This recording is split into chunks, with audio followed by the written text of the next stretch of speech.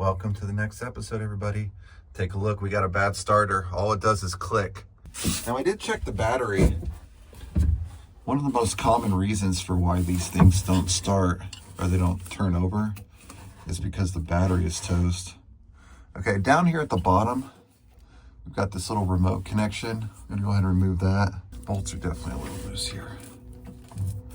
Makes it a little bit easier for me. Get some of this out of the way here.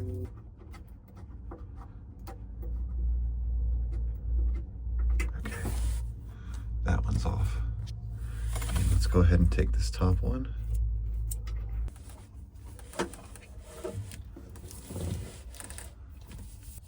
So take a look here. You can see this thing got pretty hot. And that may be why it's dead. But this whole terminal is all melted. So we're gonna see if we can get it loosened up here. There it goes. All right. So if you take a look, this thing is a little rusty all the way around.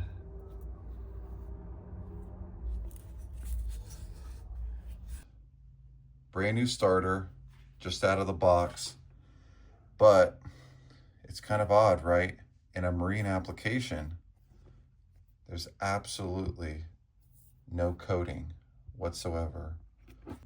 So you can see I've already put a little bit of protective tape on this terminal here. We likely need to do the same thing with these two. Otherwise, what will happen is you may not get good contact when you go to hook this thing up, and you're not going to be very happy when that happens. So let's go ahead, remove these fasteners. All right, that looks pretty good. It's like cotton off an old towel. I'm just going to put that in there. All right, what do you think? Good enough? Now on this section here where the gear is, it's probably going to be pretty similar. I don't know that I want to have all that exposed to the paint and whatnot. So I've got a little piece of this shop towel I'm going to put in here.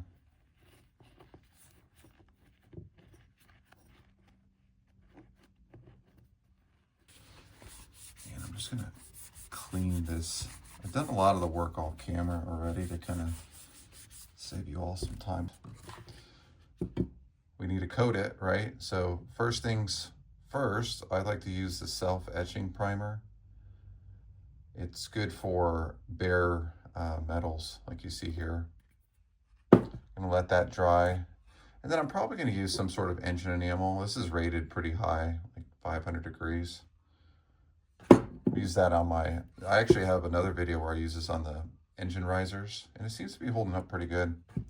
This is where it mounts against the motor, and then same thing in this area here. So I gotta be kind of careful painting right here because this may mess up the alignment with the gears, right? So I may put some tape on this section here, or I may actually not paint here at all. I haven't really decided what I'm going to do yet, but like this section here, these bolts I'm sure are eventually going to rust, so I may, if anything, just paint in this area here and then leave this section alone.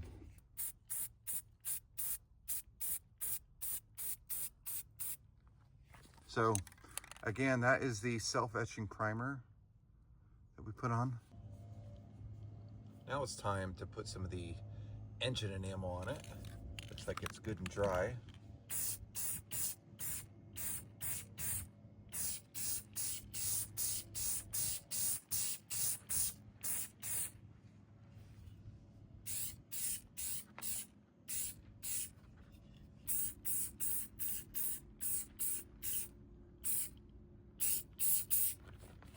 Looks pretty good. Let's let it dry for a little bit. What do you think? It looks pretty good in my opinion. Try to get all the little nooks and crannies. Good coverage. I think it's gonna turn out real good. I'll probably end up doing one more coat on it and then we will call it good.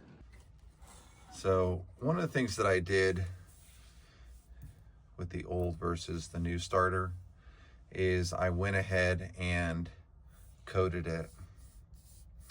Kind of talked about that a little bit earlier here. Now, is coating it important? I think so. You can see this one had what looked like some primer on it, but ultimately, you know, it's definitely showing some rust here. Is that the reason for why it failed? I doubt it.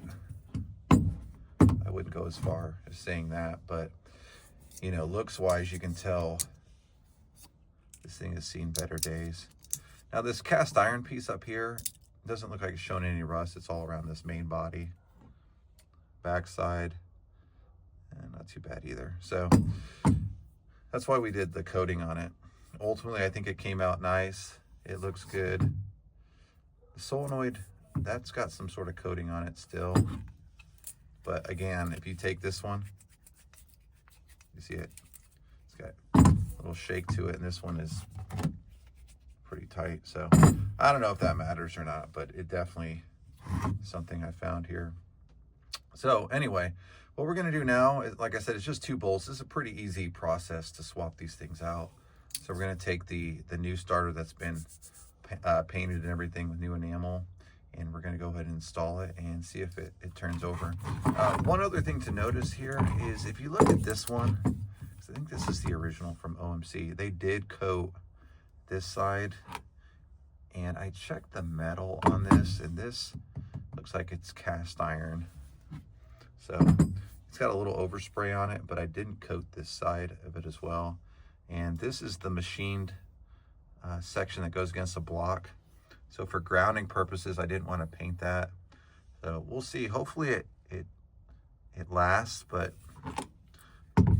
Volvo, Penta, OMC, they did coat this section here. So I didn't do that on mine, but we'll see. Longevity wise, time will tell. But that's what we got. So let's go ahead now and reattach the cables and reinstall this guy. All right, we got the top bolt started. Let's go ahead and get the bottom one done. That's what I like about these 2 bolt starters. They're not too difficult to get going.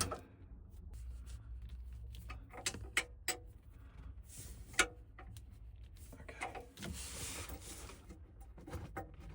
Top one's aligned pretty well. I feel like we got both of these done pretty well. Right, that's good. The sheathing here is probably going to be a problem, so we're gonna have to take that off. There's no way that's going to work. It's all boogered up pretty bad. Yeah, just cut that off, and we'll come up with another solution later. Yeah, this thing is, there's no way that's going to be useful anymore. All right, so I hope you liked the video. As always, hit that subscribe button. Leave some comments in the comments field below, and we'll catch you on the next episode.